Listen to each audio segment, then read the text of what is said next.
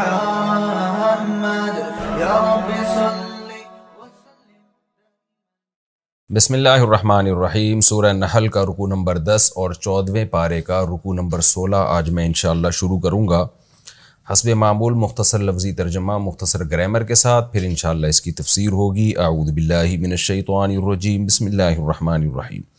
واللہ فضل بعضکم علی بعض فی الرزق، اللہ وہ ذات ہے جس نے تم میں سے بعض کو بعض پر فضیلت دی۔ فضل یفضل تفضیلا، فضیلت دینا۔ پھر رزق، رزق کے معاملے میں، رزق کے بارے میں۔ فَمَا الَّذِينَ فُضِّلُوا، ما کا معنی نہیں، ملا کے پڑھ رہے ہیں تو الف گر گیا، ما الَّذِينَ اصل میں تھا ما الَّذِينَ، پس نہیں ہے الَّذِينَ وہ لوگ فُضِّلُوا جن کو فضیلت دی گئی۔ فضل یفضل تفضیلا، فضیلت دینا۔ فضلوا پیسو وائس ہے، جن کو فضیلت دی گئی، یعنی وہ لوگ جن کو رزق میں فضیلت دی گئی ہے وہ نہیں ہیں۔ کیسے نہیں ہیں؟ بِرَادِّ رِزْقِهِمْ، اپنے رزق کو رد کرنے والے۔ رد یرد، ردن کا معنی رد کرنا۔ رادی اصل میں تھا رادینا، اس میں فاعل آتا ہے راددن، جمع آتی ہے راددونا، راددینا، پڑھا جاتا ہے رادینا، تو آگے رزق کی طرف مضاف ہو رہا ہے نا تو نون گر گیا۔ با زائد ہے اس میں، بیرادی میں با زائد ہے، تو رادی رزقہم، اپنے رزق کو رد کرنے والے نہیں ہیں، اپنے رزق کو لوٹانے والے نہیں ہیں۔ علی ما ملکت ایمانہم، اس مخلوق پر جن کے ان کے دائیں ہاتھ مالک ہیں، یعنی غلام پر۔ غلام کو ما ملکت ایمانہم کہا جاتا ہے، یعنی سیدھے ہاتھ جن کے مالک ہیں، مراد ملکیت ہوتی ہے۔ اب دیکھیں آسان ترجمہ دوبارہ کرتا ہوں۔ فَمَا الَّذِينَ فُضِّلُوا، پس نہیں ہیں وہ لوگ جن کو فضیلت دی گئی۔ کیا نہیں ہے وہ؟ بِرَادِّ رِزْقِهِمْ، کہ اپنے رزق کو لوٹا دیں۔ عَلَى مَا مَلَكَتْ أَيْمَانُهُمْ، اپنے غلاموں پر، یعنی اللہ نے بعض کو بعض پر فضیلت دی ہے رزق کے معاملے میں، تو جن کو رزق ہم نے فضیلت دی ہے وہ ایسے نہیں ہیں، جن کو رزق میں فضیلت دی گئی ہے وہ ایسے نہیں ہیں کہ وہ اپنا رزق غلاموں پہ لوٹا دیں۔ فَهُمْ فِيهِ سَوَاءٌ، پس وہ ہو جائیں، یعنی غلام ہو جائیں، فیہ اس رزق کے معاملے میں برابر، یعنی ان کے برابر ہو جائیں، تو ایسا نہیں کرتے۔ آفا بنعمت اللہ، تو کیا اللہ کی نعمت کا یجحدون، یہ انکار کر رہے ہیں۔ واللہ جعل لکم، اور اللہ نے بنایا تمہارے لیے، من انفسکم، تمہاری ہی جنس سے، تمہاری ہی ذات سے، ازواجا، جوڑے۔ زوج جوڑے کو کہتے ہیں جس کا اطلاق شوہر پر بھی ہوتا ہے، بیوی پر بھی ہوتا ہے، تو ازواج اس کی جمع آتی ہے۔ وجعل لکم، اور بنایا اس نے تمہارے لیے، من ازواجکم، تمہارے جوڑوں سے، بنینا، بیٹے بھی، وحفدہ، اور پوتے بھی۔ حفید کہتے ہیں اولاد کی اولاد کو، چاہے وہ اولاد کی اولاد کی اولاد ہی کیوں نہ ہو، یعنی بیٹوں کے بعد جو آگے ان کی جتنی آگے نسل چلے گی سب کو حفید کہا جاتا ہے، اس کی جمع حفدہ۔ اور اللہ نے بنایا تمہارے لیے تمہاری ازواج سے بیٹے بھی اور پوتے بھی۔ وَرَزَقَكُم مِّنَ الطَّيِّبَاتِ، اور تمہیں دیا رزق طیبات میں سے، پاکیزہ چیزوں میں سے۔ آفا بالباطل، تو کیا باطل کے ساتھ، یؤمنون، یہ ایمان لے کر آتے ہیں، وبنعمت اللہ، اور اللہ کی نعمت کا، ہم یکفرون، یہ انکار کرتے ہیں۔ کیا ایسا کر رہے ہیں یہ لوگ؟ وَيَعْبُدُونَ مِن دُونِ اللَّهِ، اور یہ عبادت کرتے ہیں اللہ کو چھوڑ کر، ما، ان معبودوں کی، لا یملک لہم رزقا، جو ان کے لیے رزق کے مالک نہیں ہیں، من السماوات والارض، آسمانوں سے بھی اور زمین سے بھی، یعنی آسمانوں سے جو اور زمین سے جو رزق آ رہا ہے اس کے یہ مالک نہیں ہے، شیئن، ذرا بھی مالک نہیں ہے۔ ولا یستطیعون، اور یہ رزق کی استطاعت بھی نہیں رکھتے ہیں، ابھی بھی مالک نہیں ہے اور ان میں اس کی طاقت بھی نہیں ہے کہ رزق کسی طریقے سے حاصل کر لیں۔ فلا تضربوا للہ الامثال، ضرب المثل کا معنی ہوتا ہے مثال بیان کرنا، ضربہ کا معنی ویسے مارنا ہوتا ہے، اس کے بعد جب مثال کا لفظ آئے تو بیان کرنا۔ فلا تضربوا، پس بیان مت کرو، للہ، اللہ کے لیے، امثال، مثالوں کو، ان اللہ یعلم، بے شک اللہ جانتا ہے، وانتم لا تعلمون، اور تم نہیں جانتے۔ ضرب اللہ مثلا، اللہ بیان کرتا ہے ایک مثال، عبدن، غلام کی، مملوکن، جو مملوک ہو، کیونکہ غلام مملوک ہی ہوتا ہے، یہ اس کی تاکید کے لیے لفظ لے کر آیا گیا۔ مملوک غلام، لا یقدر علی شیء، جو کسی بھی چیز پر قدرت ہی نہیں رکھتا۔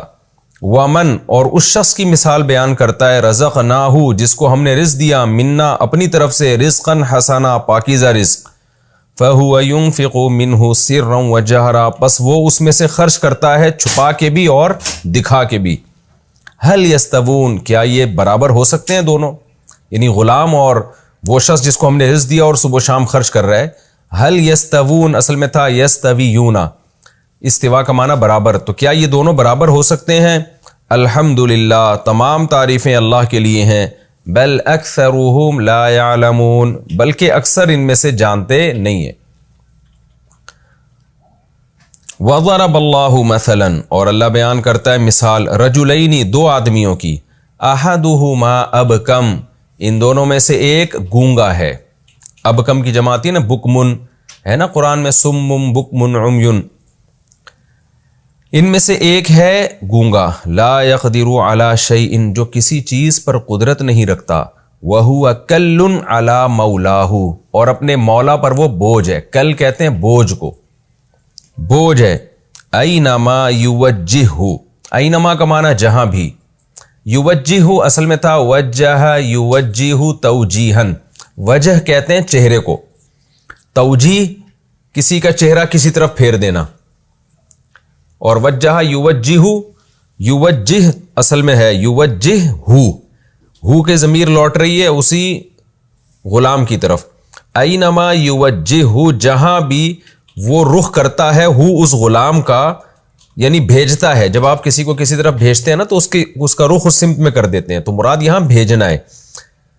اینما یوجہہ، جہاں بھی وہ بھیجتا ہے اس کو، لا یاتی بخیر، وہ خیر نہیں لے کر آتا وہ غلام. حل یستوی ہوا، کیا برابر ہو سکتا ہے وہ، یعنی وہ غلام، ومن یأمر بالعدل، اور وہ شخص جو عدل کا حکم دیتا ہے، وہو علی صراط مستقیم، اور وہ خود بھی سیدھے راستے پر ہے. تو کیا یہ دونوں برابر ہو سکتے ہیں؟ یہ لفظی ترجمہ ہو گیا. ہم انشاءاللہ تفسیر کی طرف چلتے ہیں، پھر یہ آیتوں کا مفہوم انشاءاللہ آپ کی سمجھ میں آئے گا. آپ کو معلوم ہے پچھلے رکوع میں اللہ تعالیٰ نے اپنی نعمتوں کو بیان کیا بہت تفصیل سے. اللہ نے چوپایوں کی مثال دی، کیسے سوکھے چارے سے ہم دودھ نکالتے ہیں، اور پھر اللہ نے مثال دی کہ ہم آسمان سے بارشیں برساتے ہیں، اور کیسے ثمرات نخیل اور عناب، کھجور اور انگور سے تم کیسے رزق بناتے ہو، مختلف چیزیں بناتے ہو. اور پھر اللہ نے مثال دی تھی شہد کی مکھی کی، کیسے پھلوں کا رس چوستی ہے اور اس سے کیسا بہترین مشروب نکلتا ہے، اور کیسے رب کے مسخر کردہ راستوں پر چلتی ہے.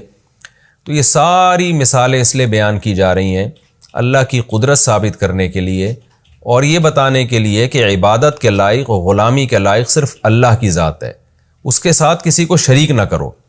اللہ کو مانو بھی اور صرف اسی کی مانو، اس کے ساتھ حکم میں، عبادت میں کوئی شریک نہیں ہے.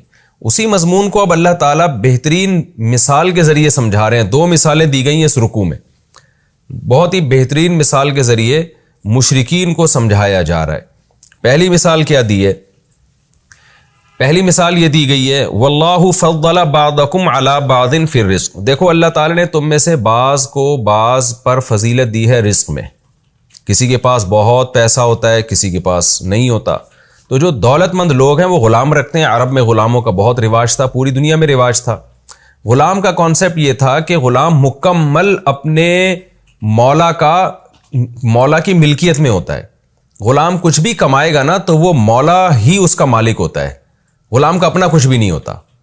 مولا کے ذمہ ہوتا ہے کہ بس غلام کا خیال کرے، اس کے آرام کا اور اس کے کھانے پینے کا، یہ موٹی موٹی چیزوں کا. لیکن غلام خود جب مولا اس کا مالک ہے، آقا کا غلام ہے، تو غلام کا کوئی چیز بھی اپنی نہیں ہوتی. تو اللہ تعالیٰ نے ان آیتوں میں یہ بتایا کہ دیکھو ہم نے جس کو رزق زیادہ دیا ہوتا ہے اور وہ غلام رکھتا ہے، تو کبھی تم نے ایسا دیکھا کہ وہ اپنے غلاموں کو رزق میں اپنے ساتھ شریک کر لیتا ہو؟ ایسا کبھی بھی نہیں ہوتا. اس طور پہ شریک کر لیتا ہو کہ مولا اور غلام دونوں برابر ہو جاتے ہوں.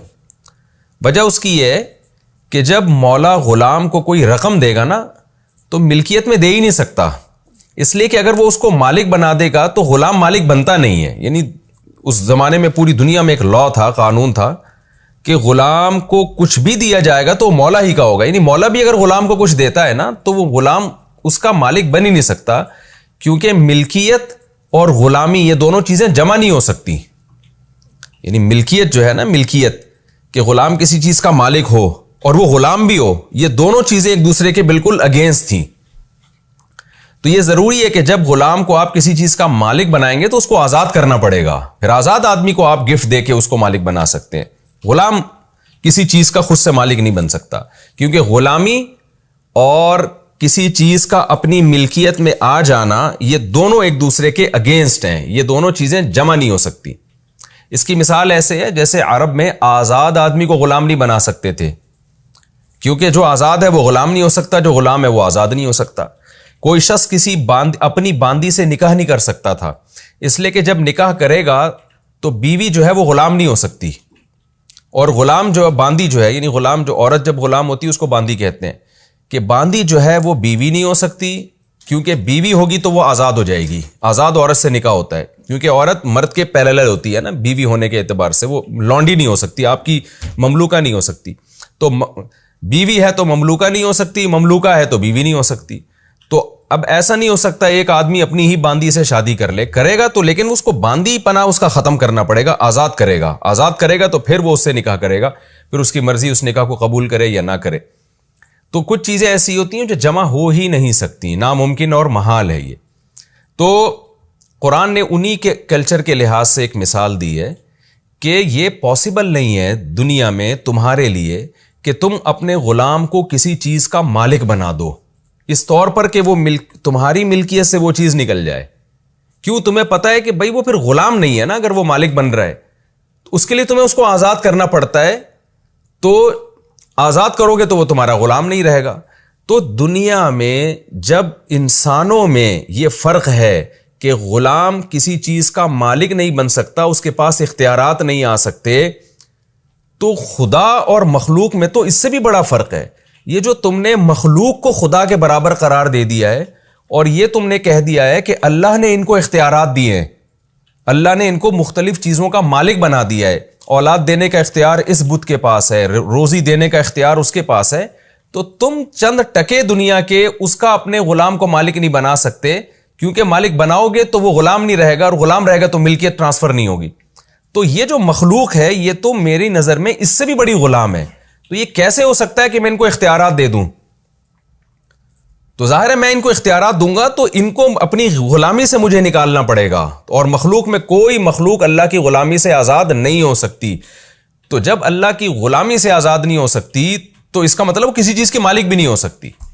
تو یہ دونوں چیزیں ایک دوسرے کے متضاد ہیں، جمع نہیں ہو سکتی کہ میں کائنات میں کسی شخصیت کو، کسی فرشتے کو، کسی پیغمبر کو، یا کسی پتھر کے بنے ہوئے بت کو، یا کسی بزرگ کو، یا کسی ولی کو اختیارات دے دوں، خدائی اختیارات میں اپنے ساتھ شریک کر لوں کہ اللہ کے پاس جو اختیارات ہیں کہ جی اللہ ہی رزق بھی دے سکتے ہیں، اولاد بھی اللہ ہی دے سکتے ہیں، مصیبتیں بھی اللہ ہی دور کر سکتے ہیں، تو میں یہ اختیارات اپنے غلاموں کو دے دوں، تو اللہ کہتے ہیں کہ تم اپنے غلاموں کو نہیں دے سکتے، حالانکہ ان کی تو پھر بھی کوئی ویلیو ہے، کیونکہ وہ بھی انسان ہے، تم بھی انسان ہو۔ تو یہ مخلوق کی میری نظر میں تو میرے ساتھ تو اس کی کوئی مماثلت ہے ہی نہیں، تو میں کیسے اختیارات دے سکتا ہوں؟ یعنی اس کو کہتے ہیں الزامی دلیل۔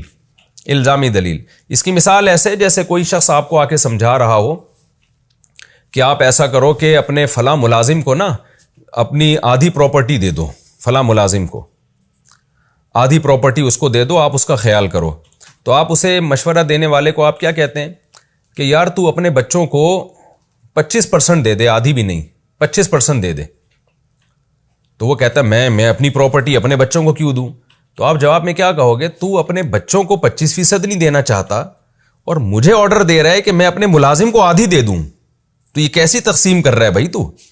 یعنی بچوں کا رشتہ تو باپ کے ساتھ پھر بھی مضبوط ہوتا ہے، تو ایک طرف اتنی کنجوسی کہ 25% بھی ان کو دینا نہیں چاہتا، یا کنجوسی نہیں تو اس کو نامناسب سمجھ رہا ہے، اور مجھے تو یہ مشورہ دے رہا ہے کہ میں اپنے ملازم کو آدھی جائیدادیں دے دوں۔ تو اللہ نے اس سے بھی بڑی مثال دی ہے قرآن مجید میں کہ تم غلام کو، تمہیں پتہ ہے ہم کچھ دیں گے، غلام اس کا مالک نہیں بنے گا، کیونکہ ملکیت اور غلامی ایک دوسرے کے بالکل منافی ہیں، اپوزٹ ہیں۔ تو تم نہیں بنا سکتے، تو ہم کیسے اس مخلوق میں جو فرشتے ہیں، جنات ہیں، یا بت ہیں جو پتھروں سے بنائے ہوئے، ہم ان کو جو اللہ کے ساتھ جو اختیارات ہیں، ان اختیارات میں ہم ان کو کیسے شریک کریں گے؟ کیونکہ اگر ہم ان کو شریک کریں گے تو یہ ہمارے غلام نہیں رہیں گے، پھر یہ یعنی غلام نہیں رہیں گے۔ اس کا مطلب یہ ہے کہ ان کو بھی ہم نے تمہارے غلاموں سے زیادہ ویلیو دے دی ہے، تو اللہ کی نظر میں تو سارے برابر ہیں. تو یا تو یہ بھی خدا میں ان کو اپنے ساتھ بناؤں گا، نہیں بناؤں گا تو پھر کچھ بھی نہیں دوں گا میں. اور ظاہر ہے تم نہیں ان غلاموں کو اپنی ملکیت میں اپنے ساتھ شریک کرتے، تو تمہاری نظر میں اس دنیا کے غلاموں کی اتنی ویلیو نہیں ہے کہ تم ان کو اپنے ساتھ رزق میں شریک کر لو. تو میری نظر میں اس مخلوق کی ایسی ویلیو کیسے ہو گئی کہ میں اس کو اپنے ساتھ اختیارات میں شریک کر لوں. اس مضمون کو اللہ نے اس آیت میں سمجھایا ہے. واللہ فضل بعضکم علی بعض فی الرزق، اور اللہ وہ ذات ہے جس نے تم میں سے بعض کو بعض میں رزق میں فضیلت دی ہے. فما الذین فضلوا، پس وہ لوگ جن کو رزق میں فضیلت دی گئی ہے، مالدار لوگ ہیں، براد رزقہم، وہ اپنا رزق کبھی نہیں لوٹاتے، علی ما ملکت ایمانہم، اپنے غلاموں پر کبھی بھی ان کو نہیں دیتے. وہ دیں گے تو استعمال کے لیے دیں گے، ملکیت میں نہیں.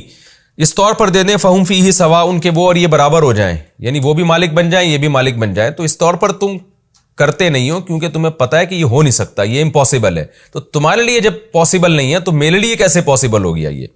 افبنعمت اللہ یجحدون، تو کیا یہ اللہ کی نعمت کا انکار کر رہے ہیں؟ یعنی اللہ کی نعمت ہے نا کہ اللہ نے جو نعمتیں دی ہیں تمہیں، شرک کر کے ان نعمتوں کا انکار کر رہے ہیں، کیونکہ نعمتیں ساری اللہ نے دی ہیں ان کو. تو جب ساری نعمتیں اللہ نے دی ہیں تو شرک کرنا یہ اللہ کی نعمتوں کا انکار ہے. اس لیے انکار ہے کہ دی کسی نے ہے، عبادت کسی اور کی ہو رہی ہے. تو اللہ فرماتے ہیں کہ ہم نے تو توحید کو عقلی دلیل سے بھی ثابت کر دیا ہے، تو اب کسی اور کی عبادت کرنا یہ بڑی ناشکری ہے. تو اس لیے اللہ نے اس کو ناشکری سے تعبیر کیا کہ یہ مثال سننے کے بعد بھی کیا تم اللہ کی نعمت کی ناقدری کرو گے، اس کا انکار کرو گے، یعنی شرک کرو گے، اور جو حق اللہ کو دینا چاہیے وہ کسی اور کو دو گے. آگے اللہ فرماتے ہیں پھر اللہ تعالیٰ اپنی قدرت کے دلائل اور اللہ نے جو انسان پر احسانات کیے ہیں وہ بیان کر رہے ہیں، اور بتا رہے ہیں کہ ان احسانات میں اللہ کے ساتھ کوئی شریک نہیں ہے. واللہ جعل لکم من انفسکم ازواجا، اللہ وہ ذات ہے جس نے تمہاری جنس کے جوڑے پیدا کیے، مرد کے لیے عورت، عورت کے لیے مرد. یہ بھی اللہ کا نظام ہے. یہ آٹومیٹیکلی ارتقاء کا نتیجہ ہوتا نا، تو یہ اتنی مینجمنٹ نہیں ہوتی کہ مرد الگ پیدا ہو رہے ہیں، عورت الگ پیدا ہو رہی ہے، اور پھر دونوں کی ایک دوسرے کی طرف رغبت بھی ہے. تو یہ نہیں ہوتا نظام. لیکن اللہ تعالیٰ نے نسل چلانے کے لیے، انسانوں کی پیدائش کے لیے ایسا خوبصورت نظام دیا کہ مرد اور عورت پیدا کی اللہ تعالیٰ نے. آگے فرمایا کہ یہ اس کی نعمت ہے کہ تمہارے لیے ازواج کو پیدا کیا. وَجَعَلَ لَكُم مِّنْ أَزْوَاجِكُمْ بَنِينَ وَحَفَدًا، اور پھر تمہارے لیے ان بیویوں سے بیٹے بھی پیدا کیے، اور پھر تم ان کی شادیاں کرتے ہو، پھر پوتے بھی پیدا ہوتے ہیں، یعنی تمہاری نسل آگے چلتی ہے. تو یہ نسل چلانے والا بھی اللہ ہے، یہ نعمت بھی تمہیں اللہ نے دی. اگر وہ تمہارے لیے جوڑے پیدا نہ کرتا تو قرآن میں دوسرے مقام پر آتا ہے تم سکون حاصل کرتے ہو اس کے ذریعے، اور اس سکون کے نتیجے میں ایک اور نعمت مل رہی ہوتی ہے تمہیں، اولاد کی نعمت. پھر بڑھاپے میں ایک اور نعمت کہ پوتوں کی نعمت تمہیں مل رہی ہوتی ہے. یہاں اللہ تعالیٰ نے بیٹیوں کا یا پوتیوں کا ذکر اس لیے نہیں کیا کہ نسل انسان کی مذکر سے چلتی ہے نا، شریعت کی نظر میں بھی اور تمام آسمانی مذاہب میں. یہ تو اب دنیا کا نظام تبدیل ہو گیا، ورنہ اللہ نے دوسرے مقام پر بیٹی کو بھی نعمت قرار دی ہے. جیسے کہ 26ویں پارے میں ہے یَهَبُ لِمَن یَشَاءُ إِنَاثًا، جس کو چاہتا ہوں بیٹیاں گفٹ دیتا ہوں. تو بیٹی کے لیے بھی اللہ نے ہبہ کا اور گفٹ کا لفظ استعمال کیا. یہاں ایک خاص قسم کی نعمت بیان کی جا رہی ہے. وہ نعمت کیا ہے؟ نسل بڑھانا. تو نسل چونکہ بیٹے سے بڑھتی ہے، بیٹی سے نہیں. بیٹی سے تو جس خاندان میں رخصت ہو کے جائے گی ان کی نسل بڑھے گی، اور وراثت بھی پھر انہی سے ملتی ہے، یعنی اس نسل کو. تو اس لیے اللہ نے بیٹے کی خاص طور پہ نعمت کا تذکرہ کیا. وَجَعَلَ لَكُم مِّنْ أَزْوَاجِكُمْ بَنِينَ، اور اللہ نے تمہارے لیے تمہاری زوجات سے بیٹے پیدا کیے، وحفدا، اور پوتے پیدا کیے. وَرَزَقَكُم مِّنَ الطَّيِّبَاتِ، جہاں اولاد کا تذکرہ آتا ہے فوراً رزق کی تنگی کی بات شروع ہو جاتی ہے. جیسے آج کل فیملی پلاننگ والے جو ہیں نا، انہوں نے تو اولاد کو ایک زحمت اور عذاب بنا کے پیش کیا ہے کہ 2 سے زیادہ بچے ہوں گے تو پتہ نہیں کھانے کو نہیں ملے گا. تو اللہ نے اس کا بھی تذکرہ کر دیا کہ وہ تمہیں بیویاں بھی دیتا ہے، ان سے بیٹے بھی دیتا ہے، اور بیٹوں سے پوتے بھی دیتا ہے. لیکن ساتھ ساتھ وَرَزَقَكُم مِّنَ الطَّيِّبَاتِ، اور پاکیزہ چیزیں تمہیں رزق کے طور پہ بھی دیتا ہے. اس میں بھی اللہ کی طرف سے اشارہ ہے کہ جو خدا تمہیں اولاد کی نعمت سے نواز رہا ہے، رزق بھی اسی کے ذمے ہے، رزق بھی وہی دے گا. أَفَبِالْبَاطِلِ يُؤْمِنُونَ، تو کیا یہ لوگ باطل پر ایمان لے کر آتے ہیں، خدا کو چھوڑ کر دوسری چیزوں کو فالو کر رہے ہیں. ان باطل میں تمام طاغوت آ گئے، جو بھی شیطانی راستے ہیں، بت پرستی بھی آ گئی اس میں، اور اسلام کو چھوڑ کر جتنے راستے ہیں وہ تمام راستے اس میں آ گئے کہ اللہ کہتے ہیں خدا پر تم یقین نہیں کرتے جس نے تم پر یہ احسانات کیے اور تمہیں روزی دے رہا ہے، دکھا رہا ہے وہ. اس میں اللہ نے وعدہ نہیں کیا، اس میں اللہ نے خبر دی ہے. خبر کا مطلب وَرَزَقَكُم مِّنَ الطَّيِّبَاتِ، پھر تمہیں پاکیزہ روزی دیتا بھی ہے. یعنی یہ تو تم اپنی آنکھوں سے دیکھ رہے ہو. آپ سوچیے اس آیت کے بعد بھی کوئی شخص یہ کہے کہ بچے زیادہ ہوں گے تو رزق کہاں سے ملے گا؟ تو اس میں تو اللہ وعدہ نہیں کر رہے، اللہ خبر دے رہے ہیں کہ مل رہا ہے نا لوگوں کو، جا کے دیکھو جن کے پیٹ اولادیں ہو رہی ہیں ان کو رزق مل رہا ہے. تو آگے اللہ کہتے ہیں فَبِالْبَاطِلِ يُؤْمِنُونَ، کیا اس کے بعد بھی یہ باطل پر ایمان لے کر آئیں گے؟ وَبِنِعْمَةِ اللَّهِ هُمْ يَكْفُرُونَ، اور اللہ کی نعمتوں کا انکار کریں گے. ساری نعمتیں اللہ کر رہا ہے، اولاد بھی اللہ دے رہا ہے، تمہارے لیے جوڑے بھی اللہ نے پیدا کیے، ان سے تمہیں تسکین بھی حاصل ہو رہی ہے، پھر بڑھاپے میں پوتے نواسے بھی مل رہے ہیں، یہ ساری نعمتیں، اور پھر اللہ نے تمہیں رزق بھی دے رہا ہے، ان سب کا خرچہ بھی تمہیں مل رہا ہے. اس کے بعد بھی اللہ کہتے ہیں کہ اللہ کی نعمتوں کا انکار کرو گے. یہاں انکار سے کیا مراد ہے؟ انکار کر کے باطل کو فالو کرو گے. اس باطل میں باطل نظام بھی ہے اور خصوصیت کے ساتھ شرک بھی ہے، جو مشرکین مکہ جس کے مرتکب تھے. آگے اللہ فرماتے ہیں کہ اللہ کی تو یہ صفات ہیں، لیکن یہ کیا کر رہے ہیں؟ وَيَعْبُدُونَ مِن دُونِ اللَّهِ، یہ اللہ کو چھوڑ کر عبادت کرتے ہیں ان معبودوں کی لَا يَمْلِكُ لَهُمْ رِزْقًا مِّنَ السَّمَاوَاتِ وَالْأَرْضِ شَيْئًا، جو آسمان اور زمین سے ان کے لیے ذرہ برابر بھی رزق کے مالک نہیں ہے. ان کو پکارتے رہو، کوئی رپلائی نہیں آئے گا ان کی طرف سے، کسی بھی چیز کے مالک نہیں ہے، تو خدا کو چھوڑ کر ان کے پیچھے لگ گئے ہیں. وَلَا يَسْتَطِيعُونَ، اور نہ ان میں استطاعت بھی نہیں ہے کہ اپنے اندر یہ ملکیت پیدا کر لیں.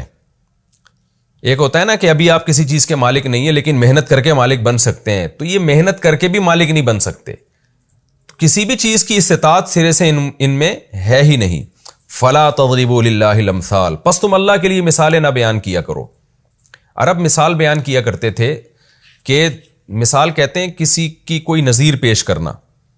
تو عرب یہ مثال پیش کیا کرتے تھے کہ بھائی دیکھو ہمارے لیے اللہ تک پہنچنا بڑا مشکل ہے، وہ تو عرش پر ہے، تو اللہ تعالیٰ نے اپنے نمائندے زمین میں بھیجے ہوئے ہیں، ان کو اختیارات دے رکھے ہیں.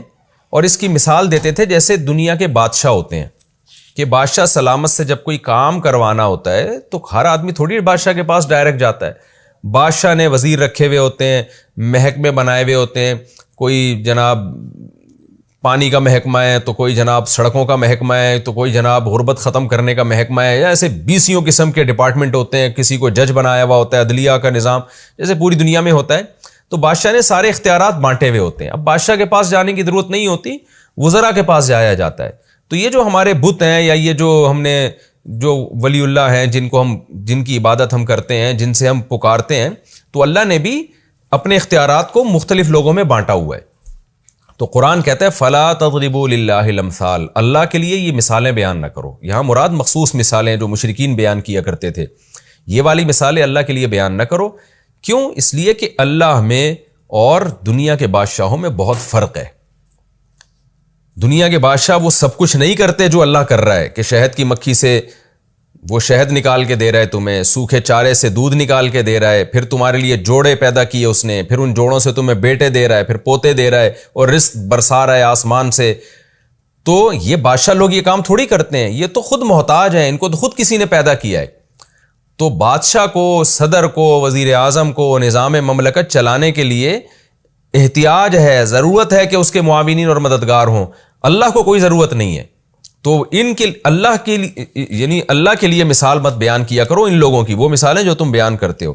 ان اللہ یعلم، اللہ جانتا ہے، وانتم لا تعلمون، تم نہیں جانتے. یعنی اللہ جانتا ہے کہ یہ مثالیں اللہ پہ فٹ نہیں بیٹھتی اور تم یہ بات نہیں جانتے. یہاں نہ جاننے کا مطلب ہے اپنی جہالت سے نہیں جانتے. یہ نہیں کہ دلائل نہیں ہے، بلکہ دلائل میں غور ہی نہیں کرتے. غور کرو گے تو تم بھی یہ بات جان جاؤ گے. آگے اللہ نے ایک اور مثال دی ہے، ضرب اللہ مثلا عبدا مملوکا لا يقدر على شيء. دنیا کی مثال دی ہے اللہ تعالیٰ نے کہ تمہارے اندر بھی دو طرح کے لوگ ہیں. ایک وہ لوگ ہیں جن کو ہم نے خوب روزی دی، اختیارات ہیں ان کے پاس، دن رات خرچ کرتے ہیں، وہ کسی سے پوچھنے کی ضرورت بھی نہیں ہے ان کو. اور ایک وہ ہیں جو غلام ہیں، ان کے پاس کوئی سرے سے اختیارات ہی نہیں ہیں. تو کیا یہ غلام اور یہ دولت مند تمہاری نظر میں برابر ہو سکتے ہیں؟ ظاہر ہے نہیں ہو سکتے. تمہیں جب کوئی کام کرنا ہوتا ہے، جانا ہوتا ہے، تو اس دولت مند کے پاس جاتے ہو تم، اور وہ دولت مند بھی اپنے آپ کو اس غلام کے برابر نہیں سمجھتا. تو یہ کیسے پاسبل ہے کہ حالانکہ دونوں انسان ہیں، غلام بھی اور اس کا آقا بھی، دونوں انسان ہونے کے باوجود تم نے اتنا فرق رکھا ہوا ہے، تو خدا میں اور مخلوق میں تم نے کیسے فرق ختم کر دیا؟ یعنی جب آپ نے کہہ دیا نا کہ اللہ کے در پہ جاؤ یا بت کے پاس جاؤ، تو اس کا مطلب تم نے تو اللہ اور بتوں میں فرق ہی ختم کر دیا ہے. تو اتنا بھی فرق نہیں رکھا جتنا انسانوں کے درجات میں آپس میں فرق ہوتا ہے، حالانکہ اللہ اور مخلوق میں اس سے زیادہ فرق رکھنا چاہیے تھا. تو یہ بھی ایک خارجی مثال دی گئی ہے جو سوسائٹی میں، معاشرے میں، جو آسانی سے ان کی سمجھ میں آ جائے کہ ہم ان بتوں سے جب دعائیں مانگتے ہیں وہی دعا ہم اللہ سے بھی مانگ سکتے ہیں، اس سے بھی مانگ سکتے ہیں. تو مطلب یہ کہ تم نے اللہ اور بندے میں تو کوئی، یعنی اس بت میں تو کوئی فرق ہی نہیں چھوڑا. تو اتنا فرق تو کم از کم رکھتے ہیں نا جتنا تم اپنے اور اپنے غلاموں میں فرق رکھتے ہو. اس کی مثال دیا، ضرب اللہ مثلا عبدا مملوکا، اللہ مثال بیان کرتے ہیں غلام کی جو مملوک ہے، لا یقدر علی شیء، جس کو کوئی قدرت ہی نہیں ہے کسی چیز کی، وہ اپنی مرضی سے کچھ کر ہی نہیں سکتا. ومن رزقناہ منا رزقا حسنا، دوسری طرف وہ شخص ہے جس کو ہم نے خوب اچھی روزی دی ہے اور اتنے اختیارات ہیں اس کو، ينفق منہ سرا وجہرا، جب چاہتا ہے چھپا کے خرچ کرتا ہے، جب چاہتا ہے دکھا کے خرچ کرتا ہے، کوئی پوچھنے والا نہیں ہے اس سے. هل يستوون، کیا یہ دونوں برابر ہو سکتے ہیں؟ ظاہر ہے نہیں برابر ہو سکتے. الحمدللہ، فرمائے تمام تعریفیں اللہ کے لیے ہیں. تو کیا مطلب؟ جب تمام تعریفیں اللہ کے لیے ہیں، جبکہ دنیا میں مالدار آدمی کے لیے تمام تعریفیں نہیں ہوتی، پھر بھی اس مالدار اور غلام میں تم فرق کرتے ہو، تو جو تمام تعریفوں کے لائق ہے اس میں اور ان بتوں میں کیوں فرق نہیں کر رہے تم؟ اس میں اور بنی ہوئی مخلوق میں تم فرق کیوں نہیں کر رہے؟ بل اکثرهم لا يعلمون، لیکن ان میں سے اکثر لوگ پھر بھی نہیں جانتے.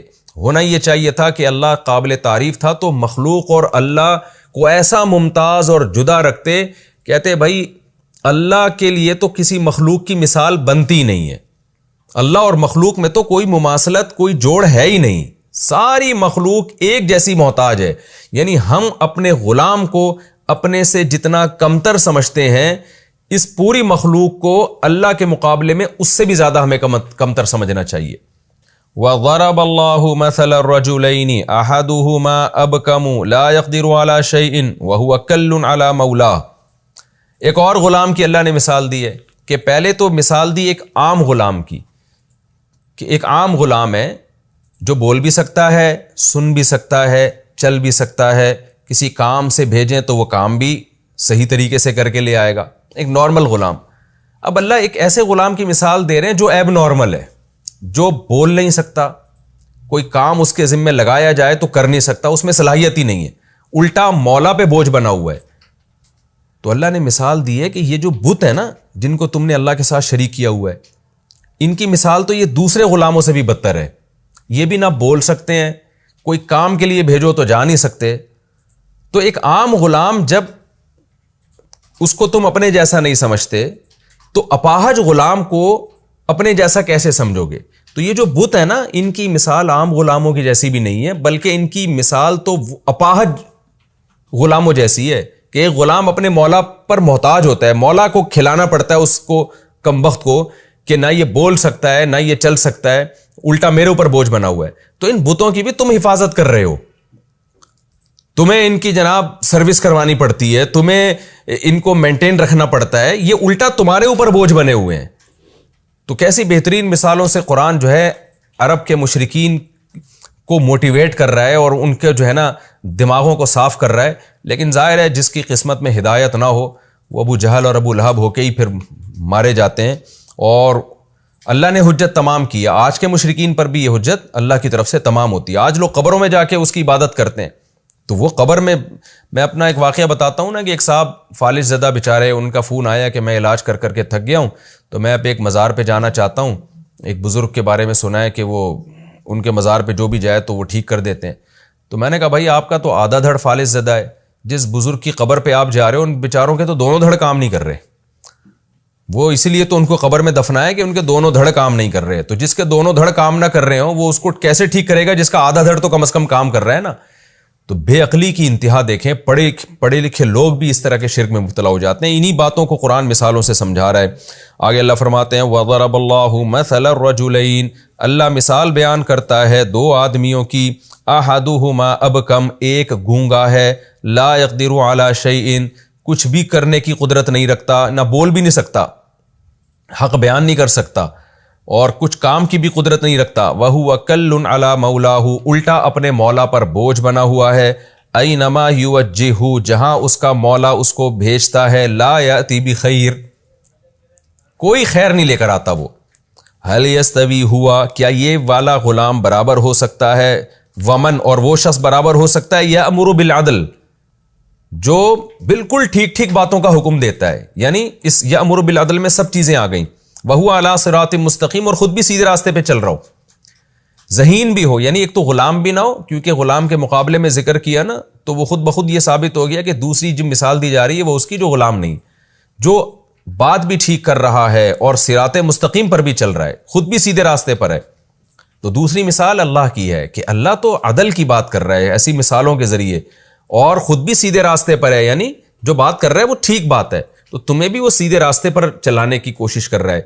تو کیا انسانوں میں کوئی شخص بات درست کرتا ہو، اس کے تمام حواس صحیح کام کر رہے ہوں اور خود بھی سیدھے راستے پر ہو، وہ انسان اور ایک اپاہج غلام برابر ہو سکتے ہیں؟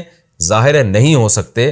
تو خدا اور وہ مخلوق جو نہ بول سکتی ہے، نہ چل سکتی ہے، نہ کوئی کام کر سکتی ہے، بلکہ الٹا تم پر بوجھ بنی ہوئی ہے، تو وہ مخلوق اور خدا آپس میں کہاں برابر ہو سکتے ہیں؟ تو ایک بہترین مثال ہے، اللہ نے مشرکین کو شرک کی مذمت بیان کرنے کے لیے اور شرک کا گھٹیا اور حماقت پن ہونا بیان کرنے کے لیے اللہ نے یہ مثال دی۔ تو اس رکوع میں ٹوٹل 3 مثالیں بیان ہوئی ہیں۔ پہلی مثال رزق والی مثال، کہ جس کو اللہ روزی دیتے ہیں وہ اپنے غلام کو مالک بنا ہی نہیں سکتا، اس کو پتہ ہے مالک بناؤں گا تو آزاد کرنا پڑے گا، اور آزاد کروں گا تو وہ اور میں برابر ہو جائیں گے، تو اس لیے غلام رکھتے ہوئے نہیں ہو سکتا۔ تو اللہ کی جو ساری مخلوق ہے یہ بھی اللہ کی غلام ہے۔ اب ایسا ہو نہیں سکتا کہ اللہ کی غلامی سے نکل جائے، جب غلامی سے نکل نہیں سکتی تو اختیارات بھی ان کے پاس آ نہیں سکتے ہیں، تو یہ ممکن نہیں ہے۔ دوسری مثال اللہ تعالیٰ نے اس 2 غلام، ایک غلام اور آقا کی دی ہے۔ وہ غلام جو نارمل ہو، تو کہا کہ وہ غلام جو نارمل ہو اور آقا وہ برابر نہیں ہو سکتے۔ تو تیسری مثال اللہ نے اس غلام کی دی جو غلام بھی ہو اور اپاہج بھی ہو۔ تو یہ گویا پہلے چھوٹی مثال، پھر اس سے بڑی مثال، پھر اس سے بھی بڑی مثال، کہ پہلی والی مثال سے بات سمجھ میں نہیں آئی تو دوسری مثال میں غور کر لو، اس سے بھی نہیں آئی تو تیسری مثال میں غور کرو۔ اور تینوں مثالیں تدریجاً ہیں، یعنی پہلی میں ان بتوں کی برائی ہے، دوسری میں اور زیادہ برائی، اور تیسری میں ایسی برائی کہ جو نہ بول سکتے ہیں نہ چل سکتے ہیں، یعنی اپاہج غلاموں سے بھی بدتر ہیں۔ اس طرح سے اللہ تعالیٰ نے توحید کو بیان کیا اور شرک کی نفی کی۔ یہ رکوع ہمارا الحمدللہ کمپلیٹ ہو گیا، اور اب ہم اگلے رکوع کی طرف چلتے ہیں۔ سورہ نحل کا رکوع نمبر 11 اور 14ویں پارے کا رکوع نمبر 17۔ مختصر لفظی ترجمہ ہی ہو سکے گا، پھر انشاءاللہ اگلے ایپیسوڈ میں ہم اس کی تفسیر بیان کریں گے۔ بسم اللہ الرحمن الرحیم۔ وَلِلَّهِ غَيْبُ السَّمَاوَاتِ وَالْأَرْضِ، اور اللہ ہی کے لیے ہے آسمانوں اور زمین کا غیب، یعنی غیب کی باتیں اللہ ہی کے علم میں۔ وَمَا أَمْرُ السَّاعَةِ إِلَّا كَلَمْحِ الْبَصَرِ، اور نہیں ہے قیامت کا معاملہ مگر کلمح البصر، آنکھوں کے جھپکنے کے برابر ہے۔ لمح کہتے ہیں پلک جھپکنا، پلک جھپکنے کے جیسا ہوگا۔ او ہوا اقرب، بلکہ اس سے بھی جلدی، او یا کے معنی میں، لیکن یہاں بل کے معنی میں ہے، یعنی کبھی کبھار او بل کے معنی میں بھی آتا ہے، بلکہ اس سے بھی جلدی۔ ان اللہ علی کل شیء قدیر، بے شک اللہ ہر چیز پر قدرت رکھتے ہیں۔ واللہ اخرجکم من بطون امہاتکم، وہ اللہ نے تمہیں نکالا تمہاری ماؤں کے پیٹوں سے۔ امہات کی جمع ہے، بطن کی جمع بطون۔ اللہ نے نکالا تمہیں تمہاری ماؤں کے پیٹوں سے، یعنی سب انسانوں کی بات ہو رہی ہے نا۔ لا تعلمون شیئا، تم اس وقت کچھ بھی نہیں جانتے تھے جب تمہیں دنیا میں لائے۔ وجعل لکم السمع، اور لیکن بنایا اس نے تمہارے لیے کان، والابصار، اور آنکھیں، والافئدہ، اور دل، فؤاد کی جمع افئدہ۔ لعلکم تشکرون، تاکہ تم شکر کرو۔ الم یروا الی الطیر، کیا یہ لوگ دیکھتے نہیں ہیں پرندوں کی طرف؟ مسخرات فی جو السماء، جو مسخر ہیں آسمان کی فضا میں، آسمان کے میدان میں، یعنی کھلے آسمان میں۔ جو کہتے ہیں میدان کو، کوئی بھی فضا نا جہاں کچھ نہ ہو، خالی جگہ، تو فی جو السما، آسمان کے فضاؤں میں وہ پرندے مسخر ہیں. مسخر کا مطلب کس طرح سے وہ اپنے کام میں لگے ہوئے ہیں، اڑتے پھر رہے ہیں، یعنی اللہ نے ان کو مسخر کر دیا ہے. ما یمسکہن، نہیں روکتا ہے ان کو، امسکا یمسکو امساکن کا معنی روکنا، نہیں روکتا ہے ان کو الا اللہ، مگر اللہ. یعنی آسمانوں میں جو رکے ہوئے ہیں نا، ٹھہرے ہوئے ہیں، گرتے نہیں ہیں زمین پہ، تو یہ اس طرح سے جو مسخر ہو کے چل رہے ہیں، تو یہ ان کو کنٹرول اللہ نے کیا ہوا ہے. ان فی ذلک لآیات لقوم یؤمنون، بے شک اس بات میں بڑی بڑی نشانیاں ہیں ان لوگوں کے لیے جو ایمان لانے والے ہیں. واللہ جعل لکم من بیوتکم سکنا، اور اللہ نے بنایا ہے تمہارے لیے تمہارے گھروں میں سکنن، سکونت کی جگہ، سکونت کہتے ہیں رہنا. تمہارے گھروں میں اللہ نے تمہارے لیے رہنے کی جگہ بنائی، یعنی گھر بنائے جس میں تم رہتے ہو. وَجَعَلَ لَكُم مِّن جُلُودِ الْأَنْعَامِ، اور بنایا اس نے تمہارے لیے چوپایوں کی جلدوں سے، یعنی ان کی کھال سے، بیوتن، ایسے گھر، تستخفونہا، جن کو تم ہلکا سمجھتے ہو، یعنی بوجھ میں ہلکے ہیں وہ.